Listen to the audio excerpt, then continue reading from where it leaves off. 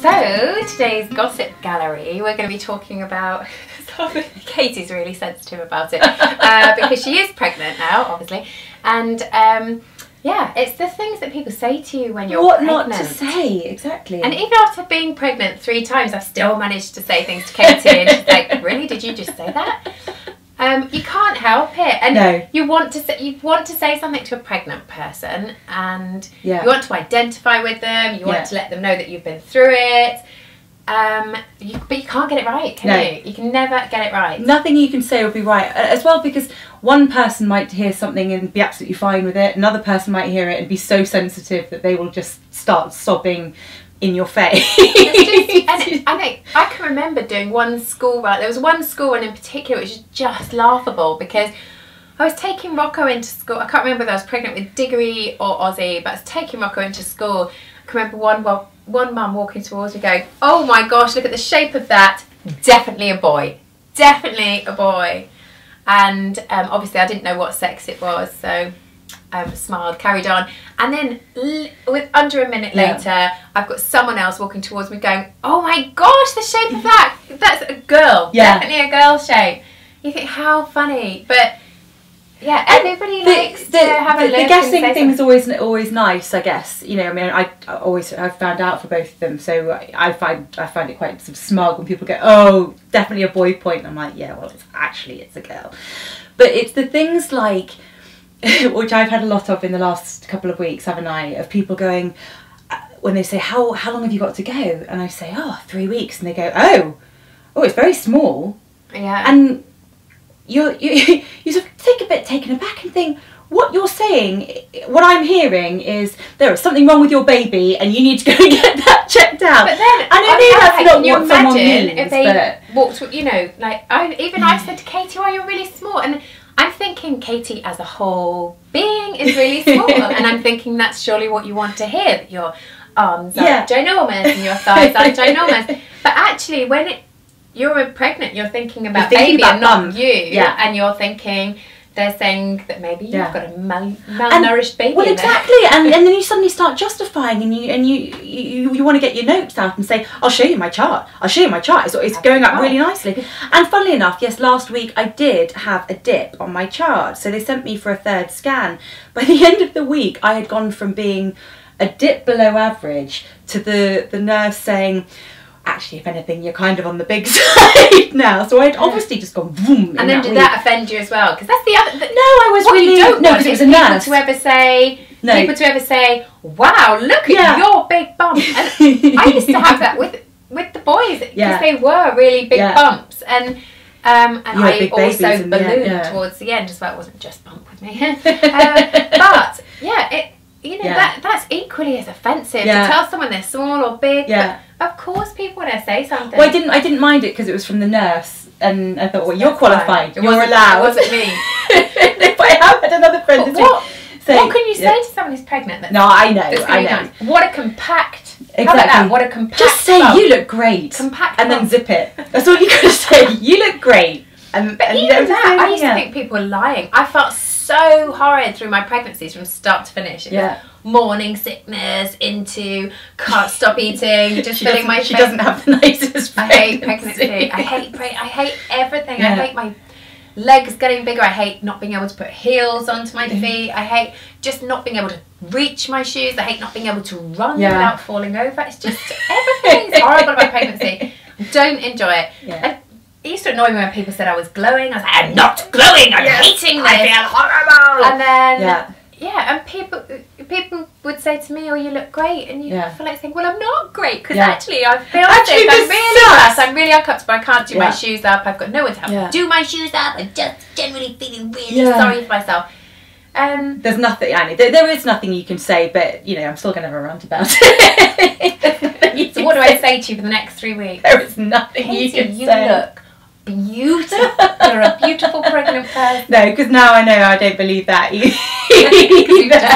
just had this chat. Yeah, okay. But yeah, no, I don't know. It is a minefield for people because Also, you are feeling so sensitive. I mean, this week I've been a bit teary, haven't I? I might cry now, just for absolutely no reason. And I was like, are you crying? Are you crying? She's like, no, I can feel it. I just sneezed. That's all it was. I just sneezed. I was like, okay, you're not crying. But I had to take Tilda for her jabs, and and I turned up at the doctor's, and I put her info into there's like a login on the wall, and it said, go see the desk, and she just looked at me and was like, your appointment's tomorrow. And I did nearly cry because I was just... We've both cried together as well, haven't we? We've had a girl on period, girl pregnant moment, haven't we? It was like, and that's what we did. We gave each other a hug in the end. I'm on my period. I'm pregnant. And we just bored. It was a really stupid friendship. Yeah, It was like, oh dear, a little bit hormonal. I know, but and like... But you know, and I do feel sorry for Fred sometimes, because I think, gosh, you know, they've got to put up with this pendulum of, you know, 1 minute you're in this lovely, I've got another baby coming, and then 1 minute it's, you've done this to me, you don't understand. You get hit with, like, it's just horrible, isn't it? You know, God, women, poor women. Men don't have any of this hormonal crazy stuff. And I'm not sleeping at the moment. I'm just having... just pregnancy, well, that's preparing you for when the baby comes, which is another really annoying thing to say to a pregnant person. Katy's just told me this morning, don't say that. It's so annoying, and the thing is, it is true, but it's really annoying, and I can't sleep at the moment, and I know that I'm keeping Fred up. I said to him last night, you know, do you want to sleep in the spare room? And he said, oh no, it's fine. And I had to stop myself from going, well, stop complaining that you're tired then, because again, there's nothing they can say that's right. And it is, and people just do want to empathise with you. So when, you know, it is, I'm not being mean when I say to Katy, you know, it is just your body getting ready for some more sleepless nights. And especially someone who loves sleep, you know, who loves sleep. I've always been an up and awake person in the morning. Whereas I'm quite happy to lie in bed. Even if I'm not asleep, I can just lie there. And there's lots of people who've been like a person who likes to lie in bed in the mornings or have a lazy morning. And I do think your body's got to somehow prepare you for the shocker. Yeah. I mean, it's a shocker even if you are prepared for it. But sorry if you haven't had a baby yet. It's a shocker. This is not the channel to watch if you hadn't had a baby yet, is it?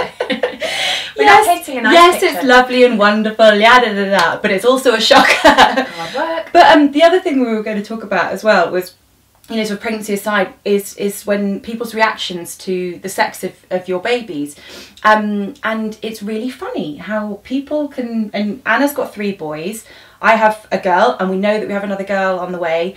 And it's funny the reactions you get. My great aunt, who I can say because I don't think she knows what YouTube is, said, have to be quite careful. She said, oh, do you know what you're having? I said, oh, it's another girl. And she said, oh, is Fred okay with that?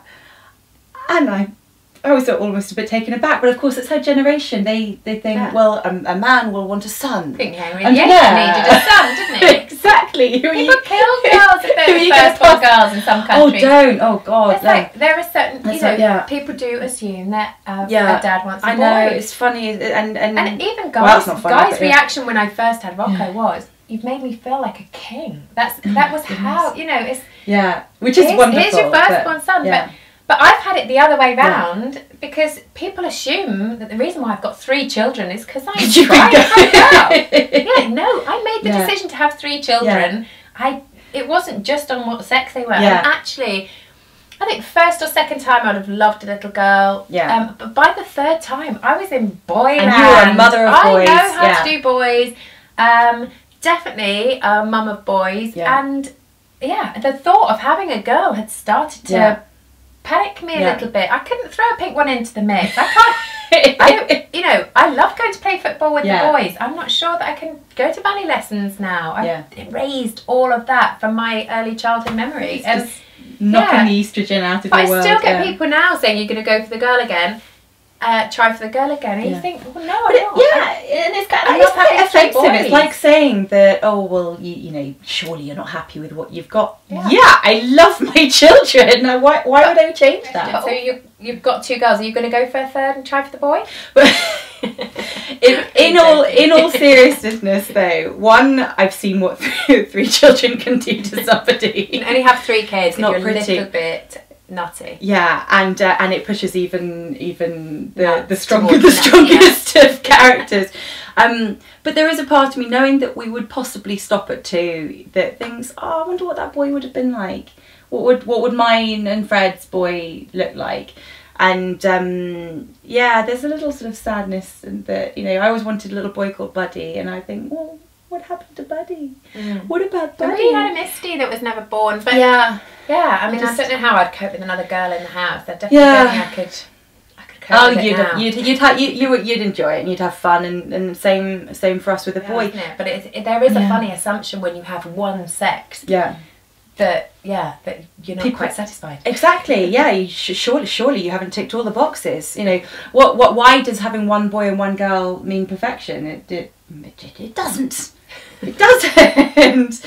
But there we go. So, what are your thoughts? What's the most offensive thing somebody has said to you? I mean, I'm sure people have been a lot ruder. Yeah, I bet. Or the other one is, someone might say to you is, "Oh, you sure there's not 2 in there?" That would be one that I think would be worthy of a smack in the face. I had my bump was really low every time before my due date, and hearing people say over and over again, that baby's going to come in the next couple of days, you're going to come early, and then going overdue. I'm not joking, that turned 2 weeks into the due date into a 4-week living. Oh, but I was the other way round, because when people were saying to me, when's your due date, and I said, oh, it's tomorrow, and they would say, oh, sit back and relax, love, you've got another couple of weeks. And in my head, that just made me go, I don't think so. And I went into labour the next morning on my due date. So I believe in positive mental attitude. I'm like, you have to prove everyone wrong, young lady. Get out, get out. But it just go to show that there's nothing in it, is there? There's nothing in shape, meaning it's a certain sex. There's nothing in it, the bump looking low. There's nothing in you looking small or big that makes any difference to what baby is. Or they have said recently that they think it's pretty clear cut that if you have really bad heartburn, then you are having a hairy baby. So there's one that you can go with. I didn't have any heartburn though, and Rocco had hairs like over his ears. Oh, Tilda had ears like a squirrel as well. It was like little pointy, but she didn't have much on her head. Oh, they were so cute. No, she was like a little woodland creature. Her squirrel ears. She had little tufts there. As a mother talking, only a mother could say, my baby that popped out with hairy ears was so cute. Newborns are so ugly. Oh, what do you think about that? Did she just say that? Oh, they're like floppy bits of skin. And then you look at a mum who's just like looking at this baby going, oh, it's the most beautiful. She doesn't love newborns. I think newborns are beautiful. They're beautiful when they fill out and they start to smile. Buddha babies. They're just like, they can't even hold their heads up. They're just like, and they talk like Yoda. They're like gremlins when they pop out. I'm sure yours is maybe yours are gremlins. Mine are beautiful. I'll lie and tell you yours is gorgeous. Oh, it doesn't look like a newborn. Look at it. It looks beautiful. I'm not even going to ask you what you think of my baby. I don't even want to know. Hairy, squirrely, you're not allowed to the hospital this time. No, you're not allowed. So yeah, there we go. Let us know what's the worst thing anyone's ever said to you. Are we being really oversensitive? Is it just my pregnancy hormones? Am I being really rude? I think that's a given. Laughing at my squirrel baby. Oh, I hope this one isn't this one might be a hairy one. I won't say anything about the hair. Okay, when it's got like when I can comb it and plait it. I'd be going, oh God. Right, that's enough from us. We'll see you next time on the next Hey Mummy.